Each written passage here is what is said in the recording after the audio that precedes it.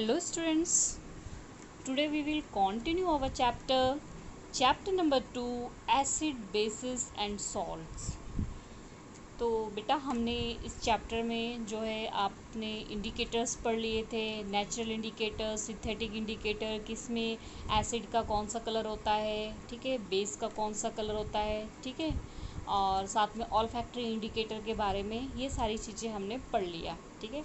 Next हम देखते हैं कि how do acid and base react with metal. Acid और बेस दोनों अगर मेटल से रिएक्शन करती हैं तो क्या होता है। तो इसमें एक एक्टिविटी है, बहुत ही इंपॉर्टेंट एक्टिविटी है, एग्ज़ाम में इससे रिलेटेड कई क्वेश्चंस पूछे जाते हैं। कभी इसका डायग्राम आ जाता है, डायग्राम से रिलेटेड पूछ देते हैं, या फिर इसके रिएक्शंस पूछ लेते हैं। तो ये बहुत ही इंपॉर्टेंट टॉपिक है आपके लिए, आपने इसको बहुत ध्यान से समझना है, ठीक है। तो मैं एक्टिविटी नहीं पढ़ूँगी, आपको डायग्राम के थ्रू सारा समझा देती हूँ। तो आप यहाँ पे एक डायग्राम जो देख रहे हैं, इसमें क्या है, ये स्टैंड है, ठीक है, यहाँ पे टेस्ट ट्यूब है, ठीक है। टेस्ट ट्यूब के साथ यहाँ पर इसको बोलते हैं डिलीवरी ट्यूब। यहाँ पे टब है जिसके अंदर रखा हुआ है सॉफ्ट सॉल्यूशन, ठीक है। अब उसके बाद क्या हुआ है, जो ये टेस्ट ट्यूब है, टेस्ट ट्यूब के अंदर छोटे छोटे जिंक ग्रेन्यूलेट डाल देते हैं, यानी कि जिंक के टुकड़े, ठीक है। जिंक के टुकड़े डालने के बाद उसमें जो है एसिड डालते हैं, डिल्यूट और कॉन्सेंट्रेट, इन दोनों में डिफरेंस मैं आपको बाद में बताऊंगी। डिल्यूट मीन्स थोड़ा सा लाइट होता है, जिसके अंदर जो हार्मफुल कम होता है, ठीक है, और कॉन्सेंट्रेट मीन्स जो हार्मफुल ज़्यादा होता है। इसकी डिटेल मैं आपको बाद में बताऊंगी, अभी हम इतना देखते हैं।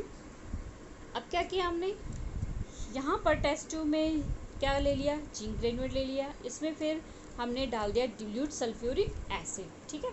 जब ये डालने के बाद इसमें से क्या होने लग जाती है, रिएक्शन होनी शुरू होती है, तो यहाँ से एक गैस बनती है, और गैस जो है यहाँ पे डिलीवरी ट्यूब के थ्रू बाहर निकलना शुरू होती है। तो यहाँ पे जो हमने सॉफ्ट सॉल्यूशन रखा है ना, यहाँ पे बबल्स बनने शुरू हो जाते हैं, जिससे हमें पता लग जाता है कि इसके अंदर जो है गैस बन रही है। अब क्या करेंगे, एक जलती हुई माचिस की जो स्टिक है या वो लेके आएंगे, या फिर एक कैंडल ले आएंगे, ठीक है। और जब कैंडल को आप इस तरीके से यहाँ पर इन बबल्स के पास लेके जाओगे, तो ये पॉप साउंड के साथ जलने लगेंगे, ठीक है, ये पॉप साउंड के साथ जलने लगेंगे। इससे हमें पता लग जाएगा कि ये जो गैस है इसके अंदर, वो कौन सी गैस है, हाइड्रोजन गैस है। तो कई बार ये डायग्राम आ जाता है और इसकी लेबलिंग करने को आ जाता है। कई बार पूछा जाता है कि इस डायग्राम में क्या हो रहा है, तो इसमें हाइड्रोजन गैस प्रिपेयर हो रही, कैसे हो रही है, आपको पता है, जिंक के साथ सल्फ्यूरिक एसिड ऐड किया है, जिससे हाइड्रोजन गैस प्रोड्यूस हो रही है। अगर इसकी रिएक्शन हम लिखना चाहें तो कैसे लिखेंगे, जिंक मीन्स क्या हो गया, जेड एन ने किसके साथ रिएक्शन की है, हाइड्रोक्लोरिक एसिड यानी H2SO4। अब जेड जो ये होता है, तो इसमें कौन सी गैस निकल रही है, H2 गैस निकल रही है। तो जो जेड वो किसके साथ रिएक्शन करती है, SO4 के साथ। तो क्या बन जाता है, सॉरी क्या बन जाता है, इसको गलत है, ZnSO4 प्लस क्या रिलीज हो जाती है, हाइड्रोजन गैस, ठीक है। इसका एरो कुछ इस तरीके से लगाना होता है, इससे ये पता है कि गैस रिलीज हो रही है। तो आपको ये समझ में आ गया, इसको हम डिस्प्लेसमेंट रिएक्शन भी कह सकते हैं। तो Zn ने SO4 के साथ रिएक्शन कर लेता है, तो ZnSO4 जिंक सल्फेट बना लेता है, और साथ में हाइड्रोजन गैस क्या होती है, रिलीज होती है, ठीक है। इसके साथ आप ये जो है रिएक्शन लिखोगे तो इसके मार्क्स आपको बहुत अच्छे मिलते हैं। नेक्स्ट यहाँ पर दिया हुआ है कि जो अभी हमने रिएक्शन की, हमने क्या देखा कि एक मेटल की हमने एसिड के साथ रिएक्शन की। मेटल थी हमारे पास, जिंक क्या है, आपको पता ही है जिंक क्या है, मेटल है। मेटल ने किसके साथ रिएक्शन की थी, एसिड। हमने इसके अंदर क्या मिलाया था, H2SO4, ठीक है, H2SO4 यानी सल्फ्यूरिक एसिड, वो क्या है, एसिड। तो हमने देखा कि जब एक एसिड और एक मेटल की रिएक्शन करी, तो एक सॉल्ट बना और एक हाइड्रोजन गैस। तो ZnSO4 जो था वो एक सॉल्ट था, और साथ में कौन सी गैस निकली थी, हाइड्रोजन गैस निकली थी। ये हमने इस एक्टिविटी में ऑब्जर्व किया, ठीक है। नेक्स्ट एक्टिविटी है आपके पास 2.4। इसमें आपको दिया हुआ है कि जैसे कि जिंक एक मेटल की बेस के साथ, अभी तो हमने एसिड के साथ रिएक्शन किया था, लेकिन अगर एसिड की मेटल की अगर बेस के साथ रिएक्शन करें तो क्या होगा, तो यहाँ पर देखो ये बेस है, आपको मैंने पहले फर्स्ट वीडियो में देखा होगा हाइड्रो ऑक्साइड, इट मीन्स क्या है, वो बेस है, NaOH, सोडियम हाइड्रो ऑक्साइड। ठीक है, इसने किसके साथ रिएक्शन किया, जिंक के साथ रिएक्शन किया, तो ये क्या बन जाएगा, Na2ZnO2, यानी कि सोडियम जिंकेट। साथ में क्या निकल रही है, हाइड्रोजन गैस। तो हमने क्या फाइंड आउट किया इसमें कि हाइड्रोजन गैस फॉर्म्ड हो रही है एसिड के साथ भी और बेस के साथ भी, अगर हम मेटल की रिएक्शन कर रहे हैं। ठीक है, लेकिन कई बार ये पॉसिबल नहीं होता है, कुछ होते हैं जिनके साथ ये पॉसिबल नहीं होता है। नेक्स्ट हम एक एक्टिविटी देखते हैं, how do metal carbonate and metal hydrocarbonate react with acid. अगर मेटल के कार्बोनेट और हाइड्रोकार्बोनेट कि अगर हम एसिड के साथ रिएक्शन करेंगे तो क्या होगा। तो जैसे कि आप टेस्ट ट्यूब में देख रहे हो, टेस्ट ट्यूब में नीचे रखा है आपके पास सोडियम कार्बोनेट। सोडियम आपको पता है मेटल है, मेटल के साथ कार्बोनेट जुड़ा हुआ है, तो ये क्या हो गया, मेटल कार्बोनेट हो गया। ठीक है, और या फिर मेटल हाइड्रोकार्बोनेट, जो मर्जी आप यूज़ कर सकते हैं इसके अंदर। अब इसके अंदर हमने डाल दिया एक एसिड। इसके डालने के बाद आप देखोगे यहाँ से जो गैस रिलीज़ हो रही है, जब गैस, इसमें आपको पहले सारे इंस्ट्रूमेंट्स बता देती हूँ मैं। ये आपका स्टैंड हो गया, ये आपकी टेस्ट ट्यूब हो गई, इसको बोलते हैं थिसल फनल। आप यहाँ पर देख रहे हो ना, इसको थिसल फनल बोलते हैं। इस तरीके से, ये इस तरीके से होता है कुछ, यहाँ से क्या है, ड्रॉप बाय ड्रॉप जो है एसिड को डाला जाता है। ठीक है, तो ये थिसल फनल है, ये आपको पता है, ये डिलीवरी ट्यूब। ठीक है, और ये क्या हो गया जिसमें हम होल्ड कर रहे हैं, ये भी टेस्ट ट्यूब है।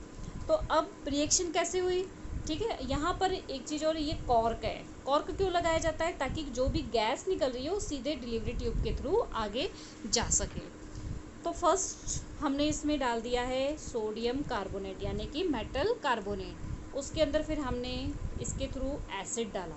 ठीक है, कोई भी एसिड ले लो, hydrochloric acid, sulphuric acid, drop by drop इसमें डाला। अब इसमें रिएक्शन शुरू हुई तो कौन सी गैस बन रही है, कार्बन डाइऑक्साइड गैस बन रही है। ठीक है, तो इस तरीके से जो कार्बन डाइऑक्साइड गैस है उसको अगर हम डिलीवरी ट्यूब के थ्रू लेके जाएंगे, तो इस टेस्ट ट्यूब में हमने पहले से लिखा है, रखा हुआ है कैल्शियम हाइड्रोक्साइड सॉल्यूशन, यानी कि CaOH2। ठीक है, कैल्शियम हाइड्रोक्साइड सॉल्यूशन। तो इसको एक तरीके से चूने का पानी, लाइम वाटर बोलते हैं। ठीक है, जब इसके अंदर कार्बन डाइऑक्साइड गैस जाएगी तो ये जो लाइम वाटर का कलर होता है वो कैसा हो जाता है, मिल्की हो जाता है। लाइम वाटर का कलर मिल्की हो जाता है, इससे पता लग जाता है कि जब जो हमने रिएक्शन की है यहाँ पर सोडियम कार्बोनेट की और हाइड्रोक्लोरिक एसिड की, तो इसमें जो कार्बन डाइऑक्साइड गैस है वो रिलीज़ हो रही है, क्योंकि कार्बन डाइऑक्साइड जो है वो लाइम वाटर का कलर क्या कर देता है, मिल्की कर देता है। ठीक है, तो यहाँ पे हम रिएक्शन देख लेते हैं। फर्स्ट रिएक्शन क्या हुई, सोडियम कार्बोनेट की रिएक्शन हमने HCl के साथ की थी, तो क्या बना, sodium chloride, water and carbon dioxide gas. ठीक है, अगर यही रिएक्शन हम हाइड्रोजन कार्बोनेट के साथ करेंगे, हमने दोनों के साथ बोला था ना, अगर हाइड्रोजन कार्बोनेट यानी कि NaHCO3, हाइड्रोकार्बोनेट में H बीच में आ जाता है, बस ये याद रखो। सेम रिएक्शन की तो क्या बना, NaCl H2 और सेम क्या हो गई, कार्बन डाइऑक्साइड गैस रिलीज हुई। ठीक है, ये तो रिएक्शन हो गई कि हमने जब आपस में रिएक्शन की। ठीक है, नेक्स्ट अगर हमने इस गैस को पास किया किसमें, लाइम वाटर में पास किया, तो इसकी रिएक्शन क्या होगी। कई बार ये रिएक्शन जो है आ जाती है आपके एग्जाम में। ठीक है, ये आपको डायग्राम दे देते हैं। ठीक है, ये वाला डायग्राम आपने ध्यान से करना है, कई बार ये डायग्राम आ जाता है और पूछते हैं कौन सी रिएक्शन हो रही है, और रिएक्शन भी लिखने को बोल देते हैं कि ये रिएक्शन भी लिखो। तो अब इसमें कैल्शियम हाइड्रोक्साइड हमने दूसरी टेस्ट ट्यूब में दूसरे साइड लिया था, उसमें कार्बन डाइऑक्साइड जब गई तो उसका कलर क्या हो गया था, मिल्की हो गया था, और उसमें वाइट कलर के प्रेसिपिटेट बनते हैं। प्रेसिपिटेट आपने चैप्टर 1 में देखा होगा, जो कि ऐसी चीज़ें जो सॉल्युबल नहीं होती है, तो वो क्या है, कैल्शियम कार्बोनेट और वाटर।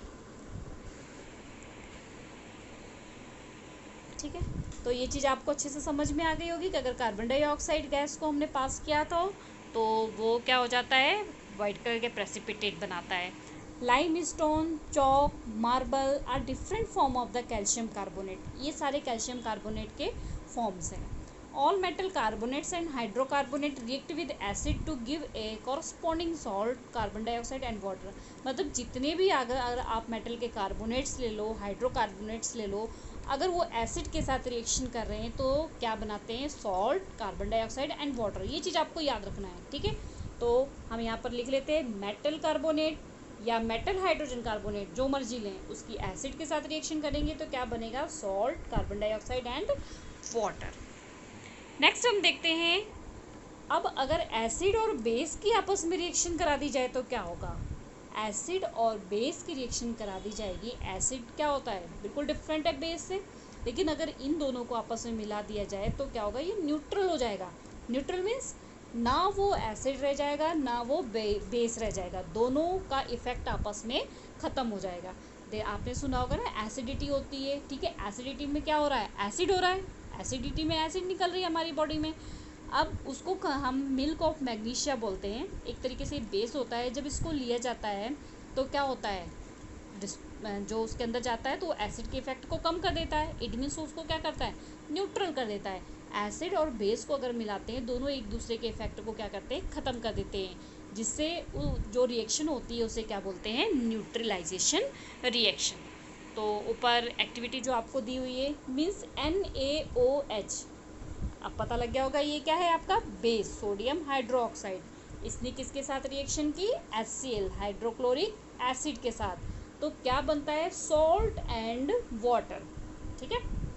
ये हो गया आपको, ये बहुत ही इंपॉर्टेंट है, ये 2 मार्क्स में कई बार आपके एग्ज़ाम में आ जाता है, मतलब 99.9% है कि आपके एग्ज़ाम में आना ही आना है, ठीक है। तो यहाँ पर आपका क्या है, न्यूट्रलाइजेशन रिएक्शन हो गई। हम एक इसकी देख लेते हैं definition. The reaction between an acid and base to give a salt and water is known as neutralisation reaction.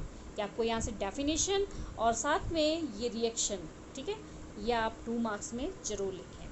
तो द रिएक्शन, ऐसी रिएक्शन जो एसिड और बेस के बीच में होती है और क्या गिव करती है, सॉल्ट और वाटर गिव करती है, उसे क्या बोलते हैं, न्यूट्रलाइजेशन रिएक्शन। और रिएक्शन मैंने आपको ऊपर बता ही दिया, ठीक है। तो आई होप आपको अच्छे से ये पॉइंट जो है समझ आ रहे होंगे। तो अब वीडियो लंबी ना हो और आप बोर ना हो, इसलिए नेक्स्ट टॉपिक हम नेक्स्ट लेक्चर में करते हैं। इसमें आप ये अच्छे से कर लो कि एसिड और बेस की रिएक्शन आपस में करेंगे तो क्या होगा। एंड फर्स्ट टॉपिक था हमारा एसिड की, अगर मेटल के साथ रिएक्शन करते हैं तो क्या होता है, एसिड की नॉन मेटल के साथ रिएक्शन होती है तो क्या होता है, और मेटल कार्बोनेट की और हाइड्रोजन कार्बोनेट की अगर हम एसिड के साथ रिएक्शन करते हैं तो क्या होता है। ये सारी रिएक्शंस आपने इस टॉपिक में बिल्कुल क्लियर कर लेना है कि कौन कौन से जो है कंपाउंड्स आपस में मिलते हैं, कौन से एलिमेंट्स आपस में मिलते हैं, कंपाउंड्स आपस में मिलते हैं और क्या बनता है, ठीक है। Okay students.